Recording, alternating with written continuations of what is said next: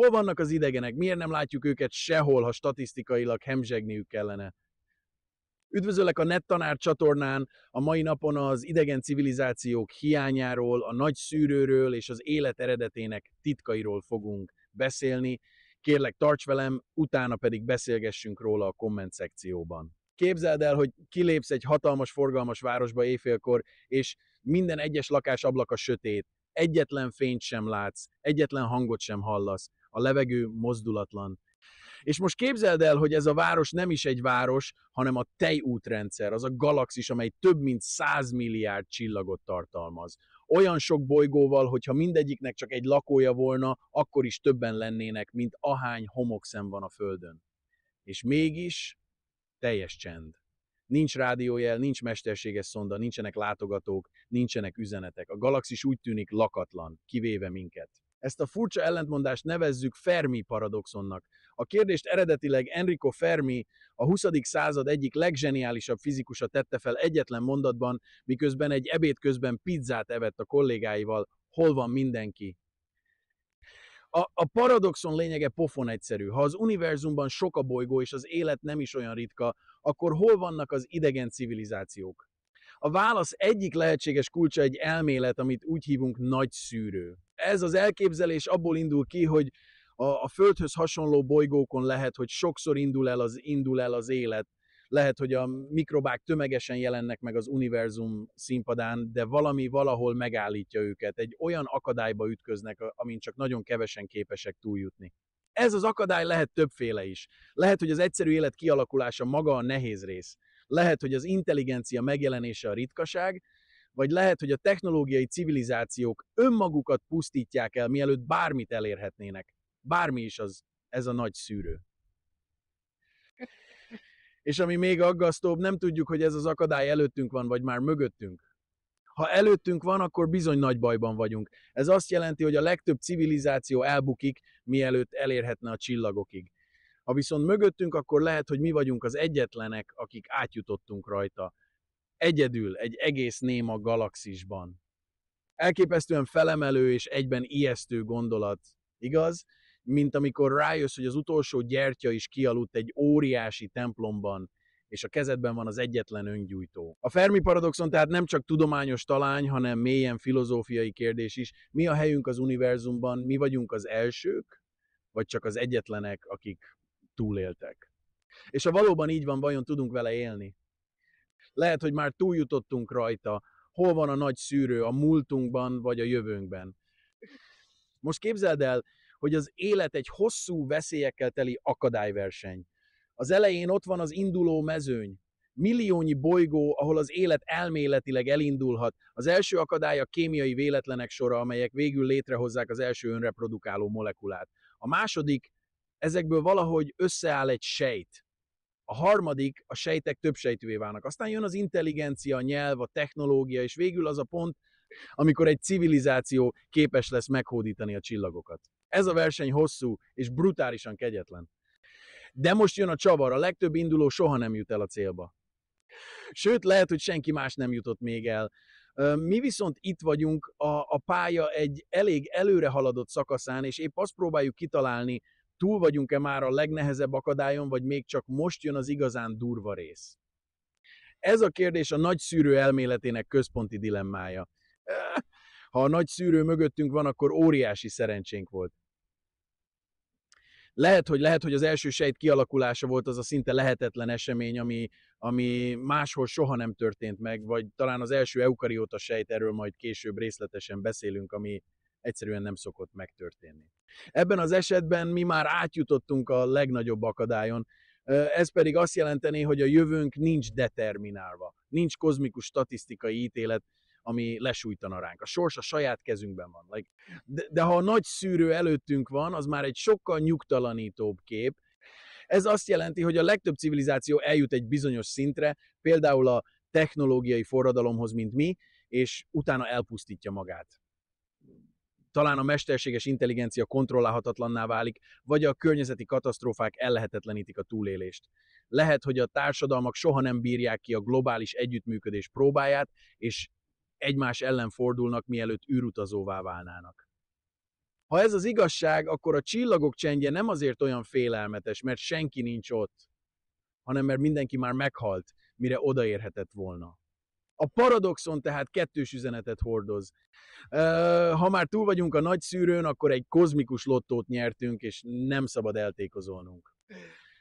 Ha még előttünk van, akkor most jön a legveszélyesebb szakasz, és bizony nem biztos, hogy átjutunk rajta. Akárhogy is, egy dolog biztos, ez a kérdés nem csak az asztrobiológiáról szól, hanem rólunk is, a felelősségünkről, a jövőnkről, és arról, hogyan élünk a lehetőségeinkkel. Mi kell az élet kialakulásához? Tényleg olyan ritka dolog az élet, vagy csak nehezen vesszük észre? Vegyünk egy forró, iszapos, radioaktív őslevest, amit bolygónak hívunk, adjunk hozzá néhány szénalapú molekulát, egy csipetnyi napsugárzást, egy kis villámot, meg némi vulkáni gőzt, és most várjunk pár millió évet. Kész is az élet? A bármennyire is varázslatnak hangzik, a Föld esetében valami ilyesmi történhetett. Az első egyszerű életformák, sejtszerű képződmények meglepően gyorsan megjelentek, miután a Föld lehűlt, és a körülmények némileg stabilizálódtak. A bolygónk nagyjából 4 milliárd 600 millió éves, és a legkorábbi életnyomokat már 4 milliárd évvel ezelőttről megtaláltuk. Ez azt jelenti, hogy az élet az első pár százmillió évben kialakult. Ez pedig meglepően gyors, és ha valami gyorsan történik, akkor az a statisztikus szemlélet szerint valószínű. Olyasmi, ami gyakran megesik, ha adottak a feltételek.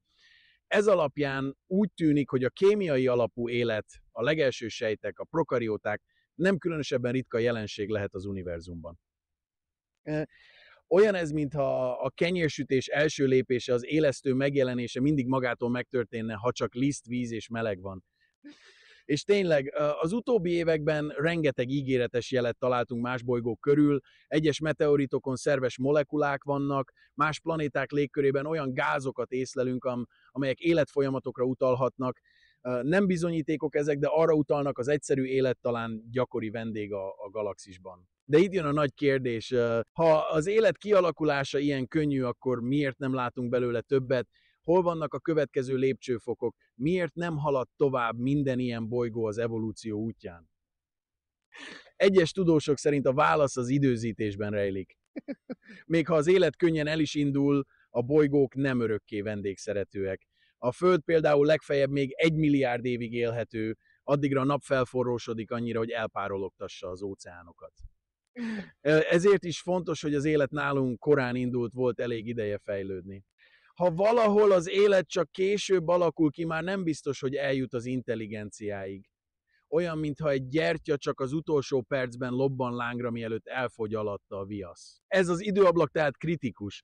Az életnek nem csak ki kell alakulnia, hanem elég gyorsan kell fejlődnie ahhoz, hogy túljusson az egyszerű formákon. Ez alapján felvethető, hogy a nagy szűrő nem is maga az élet, hanem az, hogy az élet időben fejlődik-e elég összetetté, mielőtt a bolygó alkalmatlanná válik.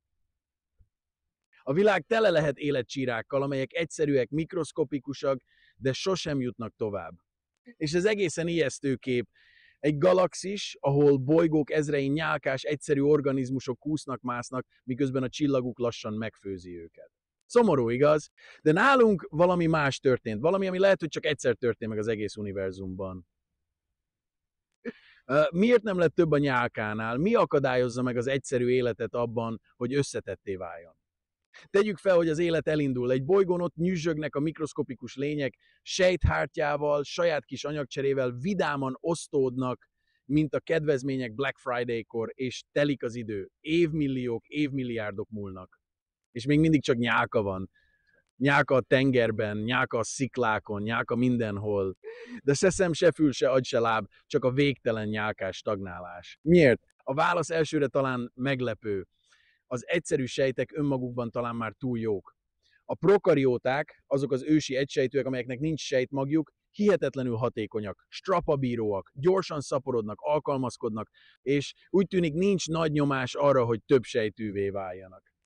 Pedig a többsejtűség kulcsa az összetettség. Itt jönnek a specializált sejtek, a szövetek, az idegrendszer, a gondolkodás, a technológia. Ez az az út, amely végül civilizációhoz vezet. Csak hogy ez az út cseppet sem garantált. Sőt, a kutatások szerint a többsejtűség többször is kialakult függetlenül, tehát nem teljesen lehetetlen. de az is látszik, hogy ezek az események nagyon ritkán hoznak valódi áttörést. Sokszor csak ideig, óráig fennálló laza sejttársulások alakulnak ki, mint egy rosszul megszervezett lakóközösség, amelynek tagjai végül inkább visszaköltöznek a szüleikhez. Az igazi áttöréshez nem csak több sejt kell, hanem egy újfajta szerveződés, energiahasználat és genetikai szabályozás. És itt jön be az, ami tényleg csak egyszer történt meg. Az első eukarióta sejt születése. De még mielőtt odaérnénk, gondolkozzunk el egy pillanatra. Lehet, hogy az univerzum tele van olyan bolygókkal, ahol az élet elindult, de megállt ezen a szinten. Olyan világok, ahol a legintelligensebb lény egy fotoszintetizáló moszat.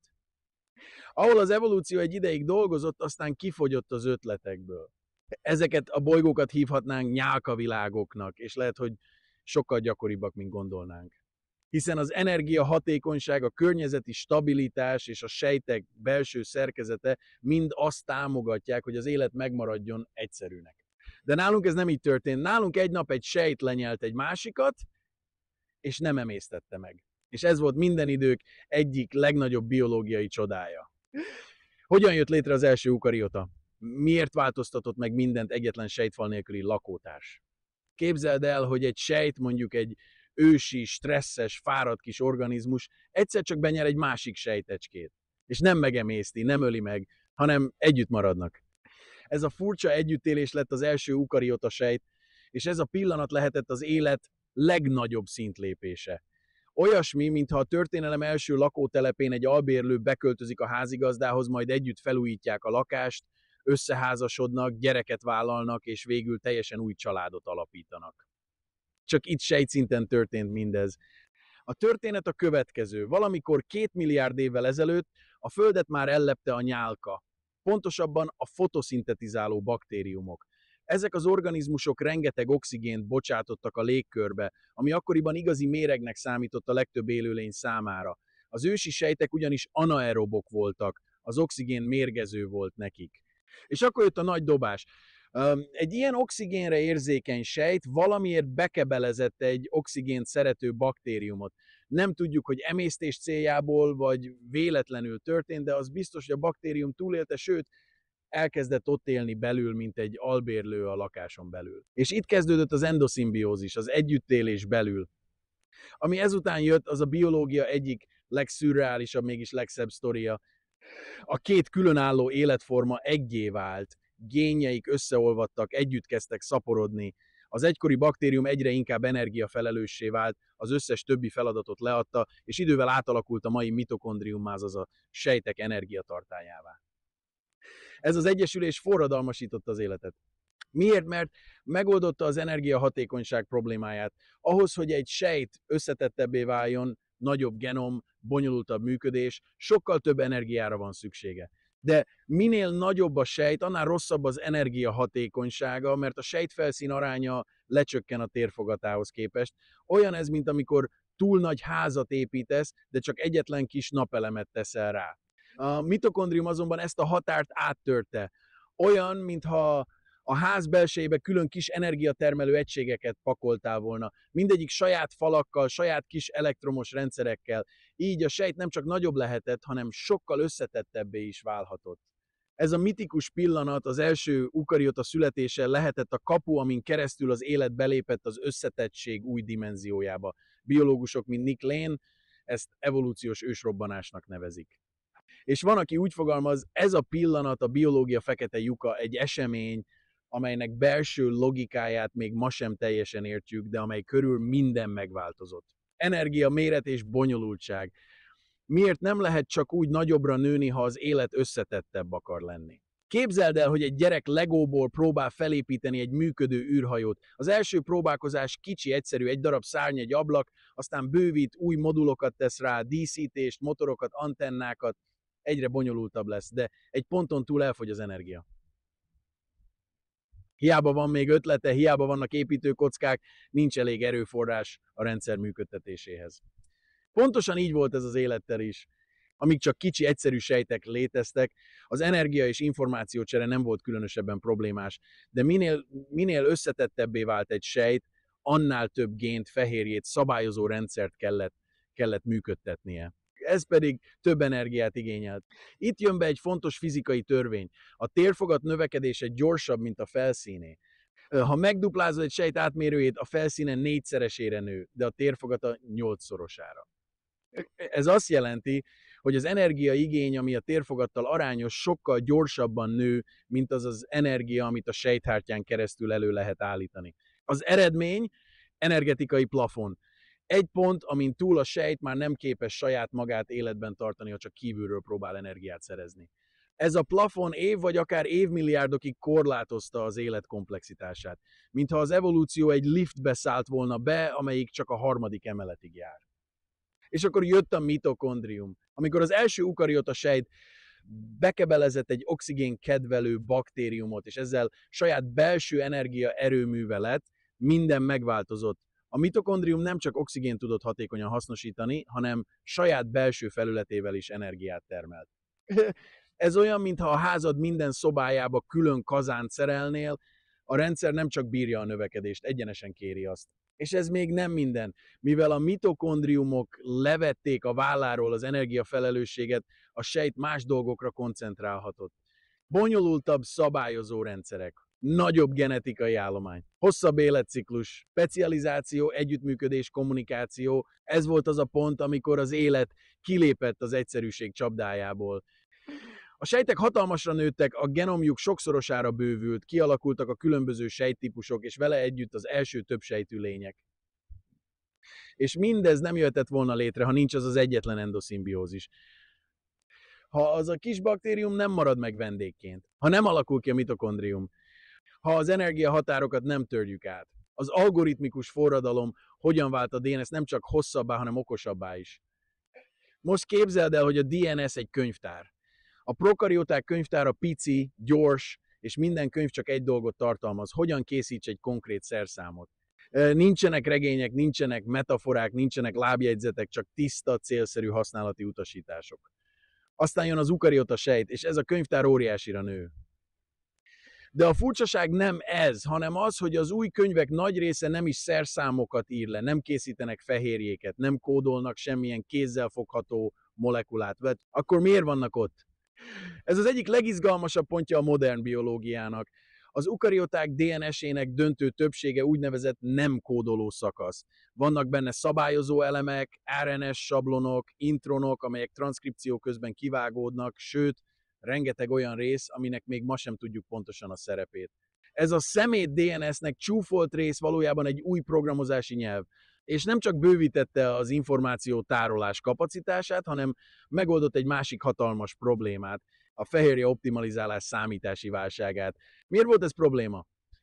Mert minél hosszabb egy fehérje, annál többféleképpen lehet összehajtani. És az evolúció pont az ilyen hajtogatásokkal játszik, hogy új funkciókat találjon. De a lehetőségek száma exponenciálisan nő. Olyan ez, mint amikor egy sudoku tábla hirtelen 5-ször akkorára nő, nem csak több idő kell megoldani, hanem lényegében lehetetlenné válik a próbálgatás. A prokarióták egy ponton eljutottak oda, hogy a fehérjéik nem lettek hosszabbak, mert a természet már nem tudta felfedezni az új hajtogatásokat időben. Egyszerűen túl nagy lett a keresési tér. A fejlődés megakadt, mintha az evolúció számítógépe lefagyott volna, és itt jött a fordulat. Az ukariota sejtek átdolgozták a működési rendszert. A DNS nem csak a szerszámokat írta le, hanem a szabályokat is, hogy mikor, hol és hogyan kell azokat a szerszámokat elővenni. Szabályozás, kontextus, variáció, a genetikai információ szintre lépett. A legújabb kutatások szerint ez az algoritmikus fázisátmenet pont akkor történt, amikor a mitokondrium is megjelent. Nem tudjuk, melyik volt előbb, a kettő valószínűleg egymást segítette. Lehet, hogy a több energia kellett a komplex szabályozáshoz, vagy a jobb szabályozás tette lehetővé a mitokondrium befogadását. De az biztos, egy újfajta élet kezdődött, ahol a genetika nem csak építőanyagokat gyártott, hanem szoftvert is írt. És ez az új rendszer elképesztően hatékony volt. Lehetővé tette a sejttípusok variálását, a fejlődési utak programozását, sőt, a test egészének összehangolt működését. Ez az informatikai áttörés tette lehetővé a szemeket, az agyat, a gondolatokat, a társadalmat. És végül ezt hallgatod most is. Lehet, hogy mi vagyunk a kivétel, tényleg ennyire különleges az utunk, vagy csak szerencsénk volt. Most állj meg egy pillanatra, vegyél egy mély levegőt és nézz körül, bárhol is vagy. A tested minden egyes sejtje eukariota. Minden gondolatod, minden mozdulatod, minden emléked, minden mondat, amit most hallgatsz, annak az egyetlen ősi sejtes eseménynek a következménye, amikor egy sejt nem emésztett meg egy másikat. És most gondolj arra, hogy mindez talán soha sehol máshol nem történt meg. Mert bármennyire is hihetetlennek tűnik, a kutatók szerint az első eukariota sejt kialakulása csak egyszer történt meg az egész Föld történetében. Nem többször, nem függetlenül, csak egyszer. Ez pedig nagyon furcsa, mert ha egy lépés gyakori, akkor jellemzően többször megtörténik. Na, a többsejtűség többször kialakult, a fotoszintézis többször, de az eukariogenezis soha többet. Ez már önmagában gyanús, talán ez volt a nagy szűrő. És ha valóban így van, akkor az univerzum másképp néz ki, mint ahogy eddig hittük. Talán tele van bolygókkal, ahol az élet valóban elindul, alakulnak ki sejtek, baktériumok, algák, nyálkák, mikrobák, de soha nem jutnak tovább. Talán egész galaxisokat borítanak be az elhalt egysejtűek fosszíliái, mint valami bolygó méretű sírkert. Talán a tejútrendszer tele van nyálkás világokkal, ahol az élet egyszer remekül elindult, aztán kihalt, vagy örökre megrekedt a mikroszkopikus szinten. Ez egy szomorú kép, de lehet benne remény is. Mert ha ez igaz, ha tényleg ez volt a nagy szűrő, akkor már túl vagyunk rajta. A legvalószínűtlenebb lépést, az eukarioták kialakulását megtettük. A gének kinyíltak, az energia korlátja átszakadt, a sejtek bonyolulttá, testekké, gondolatokká, társadalmakká váltak. És ez azt jelenti, hogy a jövőnk nincs előre eldöntve. Nincs fölöttünk egy kozmikus statisztikai pallos, amely azt súgja, már csak pár év, aztán ti is eltűntök. Ha ez volt a nagy szűrő, akkor a jövő már nem a valószínűségekről szól, hanem rólunk. Rajtunk múlik, hogy mit kezdünk ezzel a kozmikus kivételességgel. Átugrottuk az egyik legnagyobb gáton. Most rajtunk múlik, hogy nem zuhanunk-e bele egy másikba. Önpusztítás, közöny, apátia, ostobaság. Lehet, hogy egyedül vagyunk, lehet, hogy nem. De ha igen, akkor ez nem egy nyomasztó, elárvult állapot. Ez megtisztelő küldetés. Mert ha tényleg mi vagyunk az egyetlen faj, aki túljutott a nagy szűrőn, akkor mi vagyunk a galaxis emlékezete. A kozmosz tudata, a világegyetem szemei, amelyek először pillantották meg önmagukat. És ez felelősség, de egyben lehetőség is. Ne feledd, az élet nem mindig kap második esélyt, de mi kaptunk. Köszönöm, hogy ma is velem tartottál ebben a különleges utazásban, a nyálkavilágoktól az eukariota sejtek születéséig, és tovább a Fermi paradoxon filozófiai mélységeig. Nem kis téma volt, de remélem sikerült úgy kibontanunk, hogy érthető és izgalmas is maradjon. Most rajtad a sor, írd meg kommentben, te hogyan látod ezt az egészet, tényleg egyedül lehetünk, vagy csak nem figyelünk eléggé. Nagyon kíváncsi vagyok a gondolataidra, beszélgessünk róla a hozzászólások között. Ha szeretnéd támogatni a munkámat és része lenni a közösségnek, nézz körül a csatornatagság lehetőségei között is, ott extra tartalmak és közös gondolkodás vár. És ha még nem tetted, iratkozz fel, nyomd meg a harangikont, hogy ne maradj le a következő epizódról, mert a tudomány mindig tartogat új meglepetéseket. Nézz körül a csatornán, rengeteg másik témát is feldolgoztam már, a tudat természetétől a téridő hajlításáig. Garantálom, hogy találsz olyat, ami megmozgatja a fantáziád. Találkozzunk a következő videóban, addig is maradj kíváncsi, és fedezd fel a világ csodáit.